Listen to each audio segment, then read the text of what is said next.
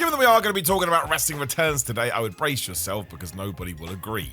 Not even me, because look at it this way. If you are a big enough name that a promotion deems you worthy enough to bring back and hype you up, you have done something right. Can't do that to just anybody. If I got brought back, everyone would be like, who the hell's this bald idiot? Of course, though, given how long wrestling has been around, on occasion it does split the audience right down the middle. And I checked with a doctor, that's not good. I mean, just wait till you hear number 11, for example. I think everybody forgot about that.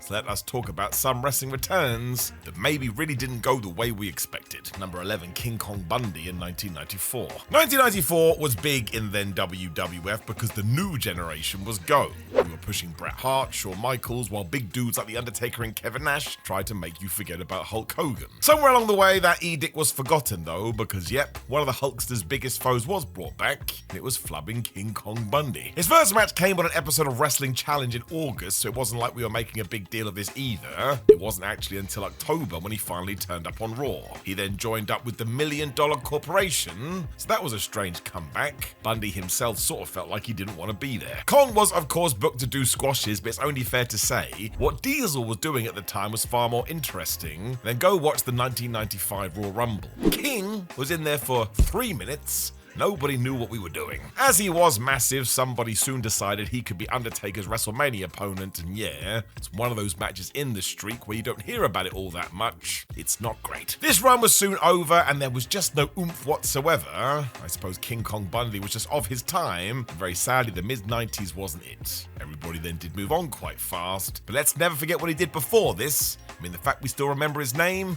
kind of sums it up. Number 10, Rick Rude in 1997. This one is a mixed bag, and I think it all depends how old you were, because I have pretty good memories of Rick Rude being in the WWF in 1997, because he was the serious part of the original G-Generation X. Triple H and HBK would sort of shove things down their pants as Rude just yelled at everybody. Because Rick was so intimidating, I guess it kind of worked. The reason it fell into odd territory, however, is because Vince McMahon sort of hit the brakes on it. After some microphone time, Rude became almost a mute, and just as it felt like it was all settling down, Rick left. Yep, he was one of the few that saw what happened to Bret Hart in the 1997 Survivor Series, and he was so disgusted, he walked. Went back to WCW. Really, it was a difficult period for Rude because he had cashed in his Lloyd of London insurance policy, meaning he wasn't able to bump. I think most fans likely would have expected this given his run beforehand, so yeah, it's another one that didn't really hit the mark. Nobody really mentions his name when chatting about DX, and outside of that group, well, he didn't do much. But much like King Kong Bundy, let's not forget that Rick Rude was a flippin' legend. Number 9, Jeff Jarrett in 1997.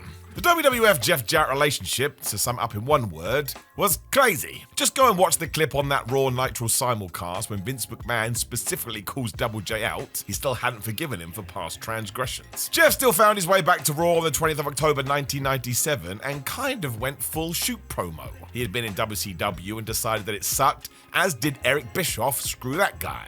It was kind of funny because the years prior to this, he had walked out on the World Wrestling Federation because he wasn't happy with his character or current direction. The interview itself was slightly miscast because the WWF audience remembered him as the over-the-top Jeff, so hearing him go after Bret Hart, Shawn Michaels and Steve Austin, well, you needed to warm to that. You can't just say some names. The worst part for Jarrett is the camera then cuts to Vince McMahon on commentary, and I tell you, my friends, that man does not look impressed at all. Soon after, Jeff was part of the bizarre NWA invasion story that nobody remembers, and there's a reason for that. And after a while, it was quite clear Jarrett was not going to be cemented in the main event scene.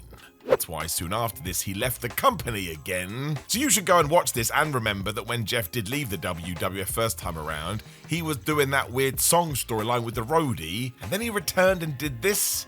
I have no idea what was happening. Number 8, Christian in 2009. This wasn't even Christian's fault, and it still makes me mad. It's another reason it is good that AEW exists. Finally got a company that told you, by the way, he's great. Even Christian knew his worth as he left WWE in 2005 to prove he could be a top guy in TNA. It was quite the big decision, all things considered, and yeah, he was awesome as the world champion over there. I think a few people finally realized at the very least he was above where Vince McMahon had put him. That's why when he re-signed in 2009, there was caused some buzz, and WWE squashed him instantly. For starters, he came back on the 10th of February ECW, and we all know the deal with that brand. Announcer Todd Grisham was also told to no-sell this too, so when Christian walked out, Todd reacted like your mum after you finally decided to wake up at the weekend. Oh well, look who it is. Jack Swagger, who was in the ring, oversold this as well, and it just gets worse when you do some digging. Feels like Christian was going to be the surprise in the Jeff Hardy and Edge feud, but when that leaked, Matt Hardy turned on his brother instead, before Cage ended up on ECW. It's so flippin' poor. Thankfully in 2010 he made his way to Raw and eventually became the world champion, and while that also felt a little bit like it was done through gritted teeth, Christian just kept proving he could handle it. WWE got this so wrong, and even if the idea was to bolster a third brand, Christian was simply better than that. Feels like he's made that point, especially over the last few years, as a modern-day GOAT. Number 7, Kurt Angle in 2017. Kurt Angle himself has talked about this, and really, WWE got it the wrong way round. You can understand why they were cautious given Angle's history, but when he did re-sign in 2017, he was still pretty damn active on the independent scene. He looked pretty good too, he just needed to keep the momentum up. Instead, when he did arrive after WrestleMania 33, he was announced as the new Raw General Manager. Well, that felt odd.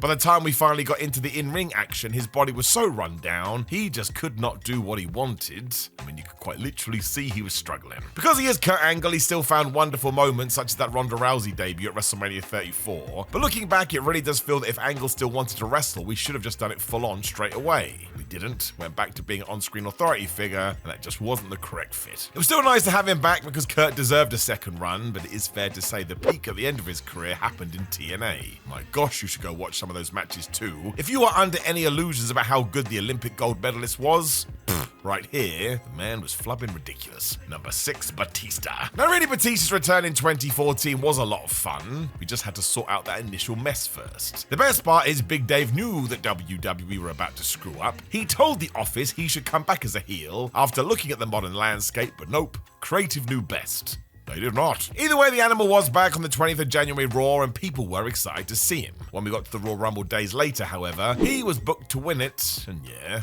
this was 2014, when fans just wanted to see Daniel Bryan become the guy. This wasn't that, so boo, or blue, Tista, was a whole thing. It meant instantly this became another fight against the fans, and that had just been the story of 2013, WWE acting like they know what they're doing as the audience refuses to go with it. If Batista had just returned, soaked up the cheers, and then turned intentionally, boom, easy peasy. We can never keep things that damn simple. Do not forget who did the honors for Daniel at WrestleMania 32. Batista always understood the industry, and really management should have given him more credit. WWE still ignored the obvious for a while, and went forward with Dave versus Randy Orton in that main event. Eventually they had no choice, Bryan was going to have to be included, but all of this could have been so much better in hindsight. However, shout out to the animal. That dude is underrated. Number 5, Brock Lesnar in 2025. So let's take the elephant out the room, even though of course it has to tie in. It's not the best idea to bring a wrestler back who was taken off the road for 2 years because they were allegedly named in a lawsuit. It seems to make sense to let that play out first, then you don't have to get any very difficult questions. This was not easy. On top of that though, what even was this? John Cena and Cody Rhodes had just gone to war in the SummerSlam main event and it ruled.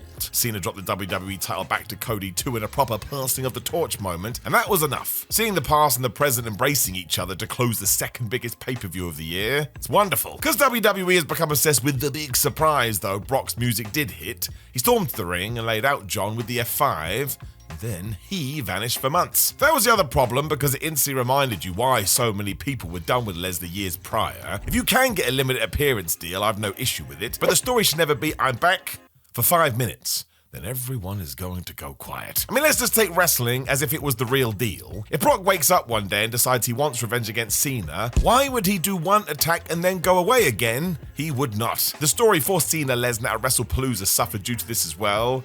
It was no good.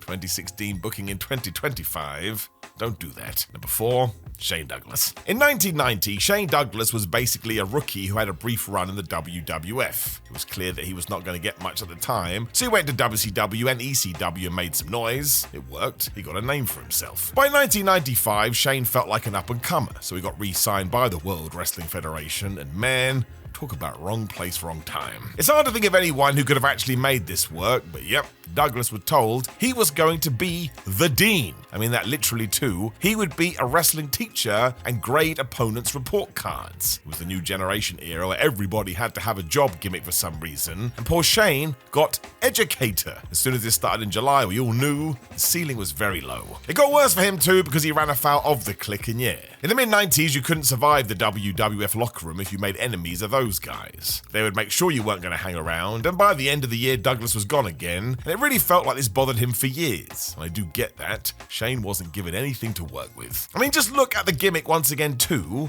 Douglas had made a name for himself by being a workhorse, and now he had to ham it up like he was teaching kids. Can't believe he was happy, and there were even rumors that Yokozuna got in his case too due to missed matches because of an injury. Feels like there's a lot more to that story. Given what Shane would go on to do in ECW, I don't think this time period in the WWF was for him, which was a shame because they of course were the big game in town. He still eventually made it work, but yeah, this was another setback, and I'm sure Douglas didn't expect any of it when he was readying to come back. It was not great. Number 3, Bret Hart in 2010.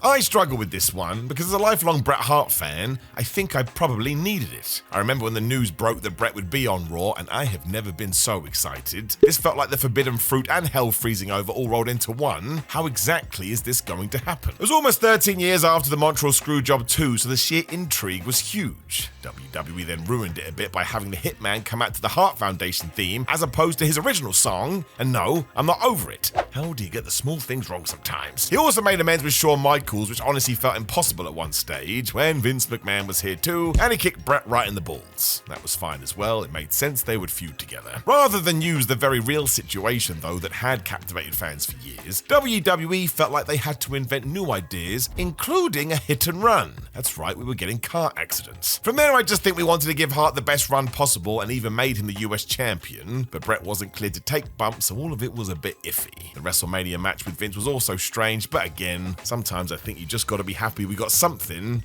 It's better than nothing. Now, a lot of this was overbooked, and these days, I don't know. It was an important moment, but it's also really strange. Hart seems to hate WWE again today, so who knows? At least he's always honest. Number 2, The Ultimate Warrior in 1996. For some reason, Vince McMahon always wanted to bring The Ultimate Warrior back, even though they fell out every single time. Go Google this today. They just didn't get on, but then a period of time would go by and we'd try again. The real-life Jim Hellwig was back for WrestleMania 12 on the 31st of March, and it always makes me laugh. He ruined Triple H in seconds, and fans today still go, well, that was punishment due to the curtain call incident. That's interesting, because the curtain call incident happened months after this. I don't think they tied in. It actually came down to the fact that the WWF needed somebody in the mid-card to make the Ultimate Warrior look like an absolute monster during his comeback. So yeah, these two were put together. Although you can go and read more about this, it just sounded like Warrior wasn't going to play ball. After this squash match, the Ultimate One also moved on to a truly odd feud with Goldust. And guess what happened come July? That's right, he was gone again because he no-showed several live events, which is what happened before, which is also why originally Vince McMahon got mad at him. Now, I don't necessarily think the presentation was dated, even though we were in the new generation once again of the mid-90s. But when you had Shawn Michaels and Bret Hart doing their things, well, there was only so long this was going to last. The WWF and the Ultimate Warrior then fell out over his comic books too, and then, even in late 1997, they made another play to bring him back. They must have totally forgotten about this one.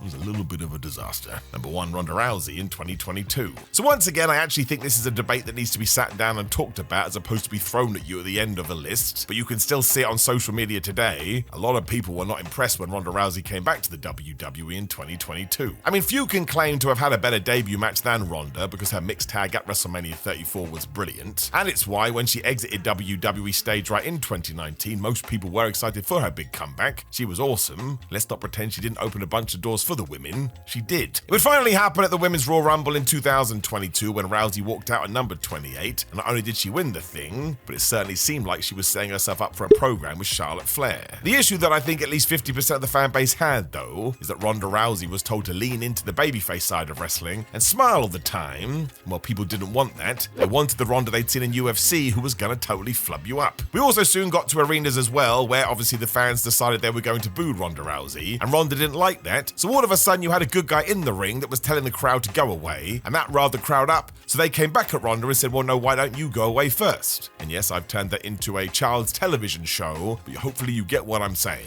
If not, once again, Google, you will see. I think ultimately when you just go through her second run, it wasn't as good as the first, although I will die on the hill that her match at SummerSlam with Shayna Baszler was pretty damn good. It just got meddled around with by management, which took away the violence that quite clearly Rousey and Shayna wanted to bring to the thing. But once again, the fact that I have to make my position very clear kinda sums it up. I think if you ask most people, they would agree, maybe it was a little bit of a letdown. Once again, I always think you have to caveat this with you cannot take away the importance Ronda had to not only women's MMA, but sports in general. And that WrestleMania 35 main event probably wouldn't have happened without her. At the same time, it kind of feels like maybe a round 3 would help to pour water on round 2, or maybe we just never do it again. Know of any other WWE turns that immediately backfired? You can let us know in the comments below before you like the video, share the video, and subscribe. You can also click the video on the screen where we will talk about even more wrestling returns, because that is the best thing about sports entertainment. Otherwise, my friends, have a lovely day. Speak to you soon.